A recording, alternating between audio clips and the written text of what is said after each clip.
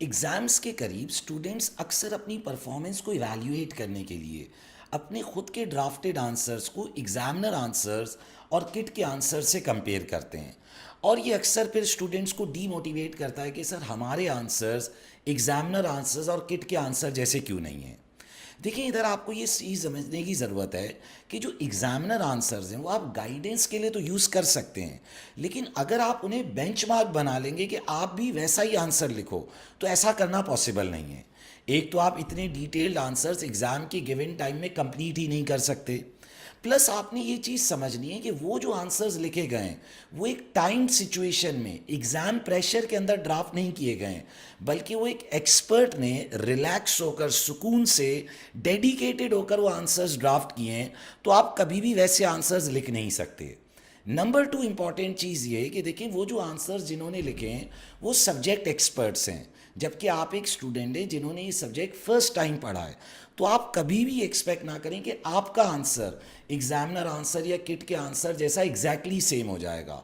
वो आप गाइडेंस के लिए यूज़ कर सकते हैं, लेकिन अगर आप वो रेप्लिकेट करने की कोशिश करेंगे तो आप सिर्फ डीमोटिवेट ही होते रहेंगे। जो एग्जामिनर आंसर्स है वो एक टीम लिखती है, जिसमें इंट्रो एक अलग टीम लिख रही होती है, मिड पार्ट एक अलग टीम लिख रही होती है, कंक्लूजन एक अलग टीम लिख रही होती है, और फिर उसको कंपाइल करने वाली टीम भी अलग होती है। तो सोचे वो कितने बड़े एक्सपर्ट लोग होते हैं और कितनी डेप्थ में जाके वो आंसर लिखा जा रहा होता है।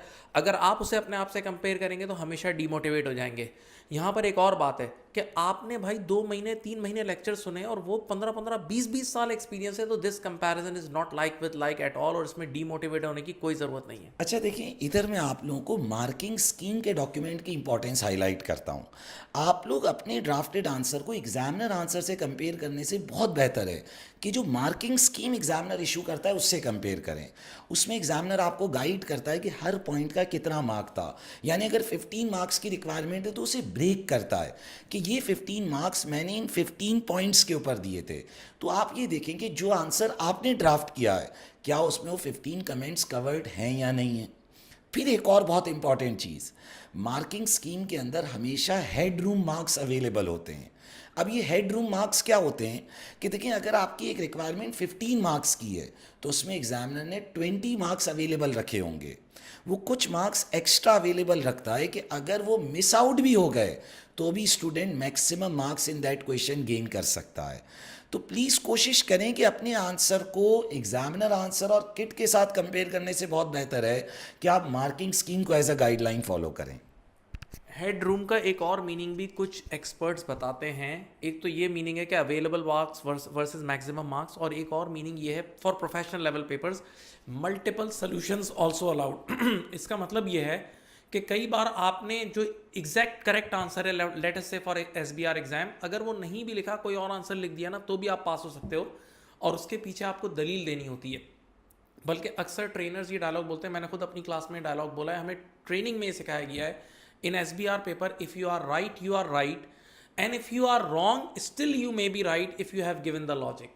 तो ये चीज़ के मार्क्स भी अवेलेबल हैं। तो अच्छा, इधर एक और चीज़ मैं आप लोगों को गाइड करूं कि अक्सर स्टूडेंट्स कंफ्यूज होते हैं कि सर अगर हमने आंसर में एक वर्किंग गलत कर दी तो हमारा एंड तक सारा आंसर गलत हो जाएगा, तो क्या हमारे सारे मार्क्स कटते रहेंगे।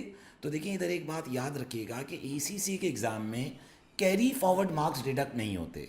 यानी एक गलती के एक बार नंबर कटेंगे, अब उसकी वजह से जो फर्दर इम्पैक्ट आ रहे हैं उनके मार्क्स आपके डिडक्ट नहीं होंगे।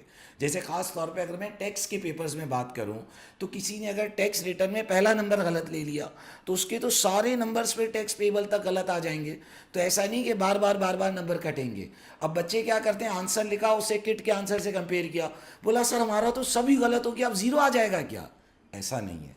आपने जहाँ एक नंबर गलत किया उसका एक बार एक नंबर कट गया, अब आपको पूरा ज़ीरो नहीं दे देगा। फिर अब आपने जो लिख दिया वो उसी को सही मान के बाकी आंसर चेक करेगा। हाँ, उस गलती का एक बार नंबर कटेगा, यानी कैरी फॉरवर्ड मार्क्स डिडक्शन नहीं होगी। अपना बहुत सारा ख्याल रखिएगा और कोशिश कीजिएगा कि इन गाइडलाइंस को यूज़ करें in your last week of exam preparation. Thank you everyone.